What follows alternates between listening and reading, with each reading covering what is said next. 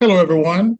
This is Willie Sutton III, founder of RightTouch Solutions. Welcome back to the RightTouch Rundown, your weekly dose of operational strategy and nonprofit clarity. Today, we are wrapping up our four-part series on internal communication and organizational clarity. We did it. This is going to be the last of four. We covered a lot in this series. Why communication is strategy, why documentation is survival, and why roles must be respected. So take a moment. You can pause it, go back and forth. It's up to you. As I always say, this is your YouTube. I cannot control it.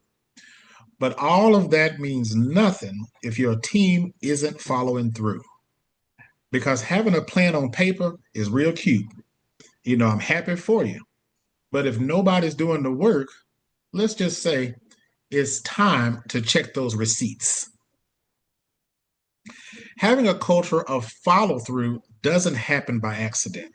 It is modeled, it is measured, and most importantly, it is visible.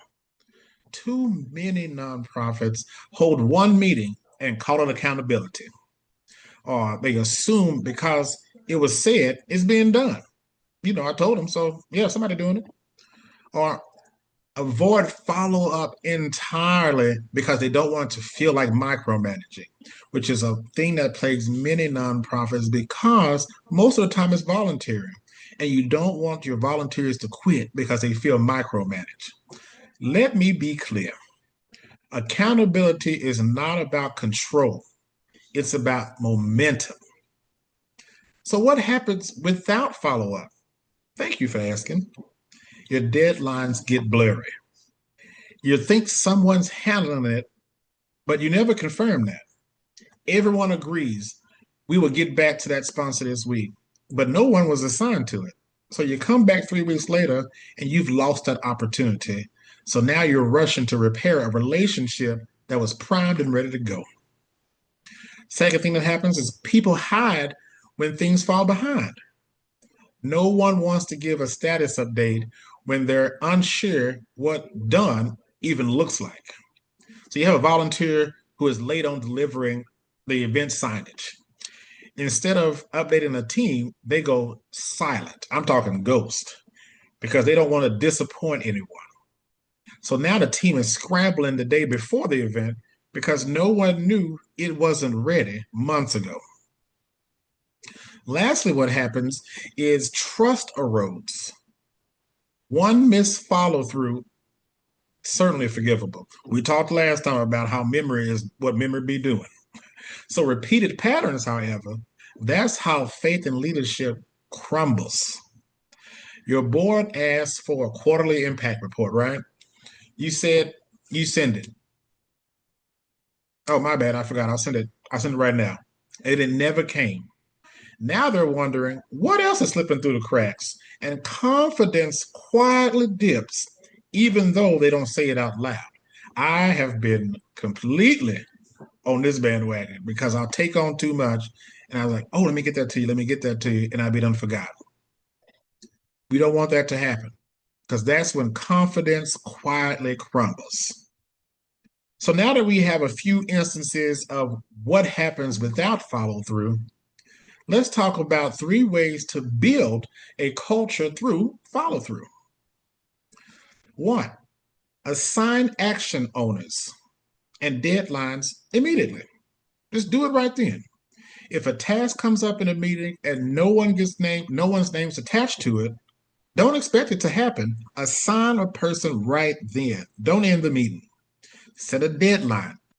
Without a deadline, it's just open. You get to it. We want to remove that I'm going to get to it spirit. Write it down in the moment. Do not wait until after the meeting. Hear me say it 2 times. Assign tasks in real time while the discussion is happening because as your organization grows, as I say all the time, I want you to grow and evolve. You're not going to have that same amount of time. Those hour-and-a-half board meetings are going to be jam-packed. So make sure you make that a practice. Here's a pro tip from Willie Sublett. Instead of we need to try, who's taking this and when can it be done by? I love good examples. So let's think of one real quick. You're in a staff meeting and someone says, we'll need to create a recap email for event attendees. I'm a big fan of a recap and a thank you because people don't have to spend time with you.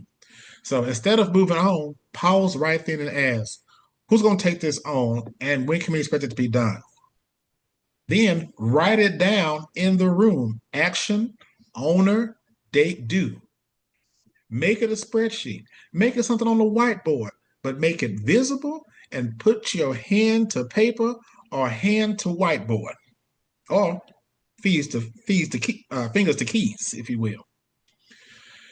Bonus, create a standard slide of end of meeting moments that says, here's what leaving the room with names and deadlines attached.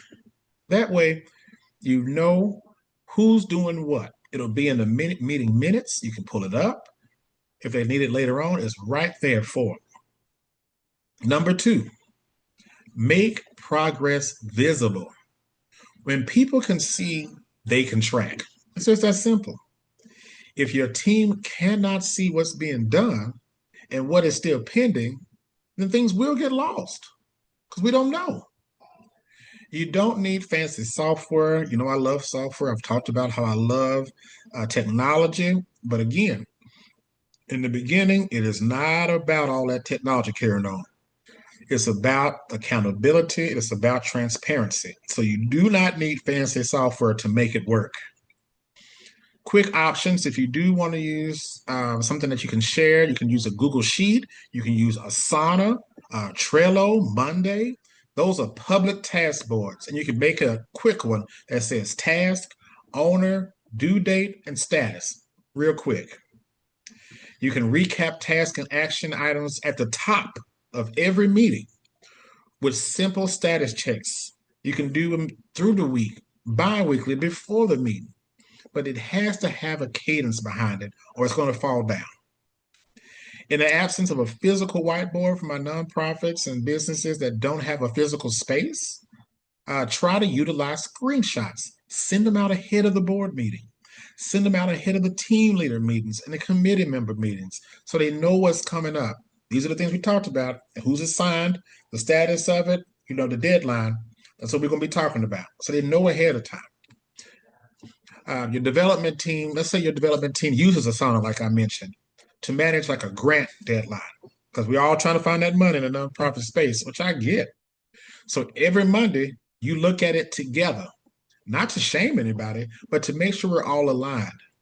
Making sure that maybe the grant piece has eight different sections. You want to make sure we're ready to submit by that certain deadline. Now, no one has to guess what's being done, what's waiting, what's behind. So just in case somebody's finished, they can reach over and say, hey, I know I was doing 2 and 3. I have time now. You need some help with 8? I have the information. Or if you're number 8 and you're waiting on the piece of 4, because sometimes when you're doing a project, you need one piece just before you start on the next one. Bonus tip for this one, utilize RGB for tracking. My old schoolers, Sega Genesis people know what the RGB is. That's your red, green, and blue. But you can use red, green, yellow for this because it does the stop sign for you. Green is done. Everybody wants to be green. You're complete, you're done, move on. Yellow is in progress. Red needs attention, haven't started, in progress. These visual cues will reduce the anxiety and clarify next steps. You'll know what's coming up. You know what's missing. You know what's done. I even say, if you start a project and some of it's already done, still put it on the board. Having just 1 or 2 greens in a sea of red and yellow gives that piece of confidence, because visibility removes the emotion. It's not personal. That red, green, yellow, or red, green, blue, if you want, turns conversations from blame to clarity. We're not here to blame anybody. I just want to know where it's at. How can we all get this done? Are we going to make the deadline? Are we be able to tell our members we hit the deadline we're supposed to? If not, we can give them reasons why, because it's visible. Lastly, celebrate completion, not just ideas. So nonprofits are idea rich. Y'all have all the ideas. You can spend all day giving me tons of ideas. But very often, your follow through is poor, AKA trash. So let's goal ourselves with flipping that narrative. Okay? Let's be follow through heavy. But how often do we pause and say, we follow through? We've delivered. I want you to celebrate those tasks that got done. Shout it out and do a shout out to the people who closed the loop because it sends a message that here execution matters. So instead of ending your monthly team meeting with any questions, anybody, right before we close, any questions? End it with something like this. What's one project we finished that moved the organizational needle? So think about the mission or your KPIs or your objectives. Think of something that's been measured that you can say, oh, we're now 20% here instead of zero. Finish with a win and then shout out one or two people who helped close that loop this month. Thanks to communication, we were able to reach a different demographic. Or thanks to communication, Pepsi saw our logo and what we were doing. Somebody there reached out. So celebrate those people. Make celebration normal, not just when something's going perfect, but when it's done. Thank y'all for doing that. It really helps us get to where we're trying to get to. Compliance finished up a big packet of processes and improvements. Thank you for getting that going because we're really moving in this direction. I appreciate it. Having a closed loop group me or email thread where people post when tasks are complete, keep it short, keep it sweet and motivating. It will motivate them. It becomes part of your culture. So, very quick this week, y'all.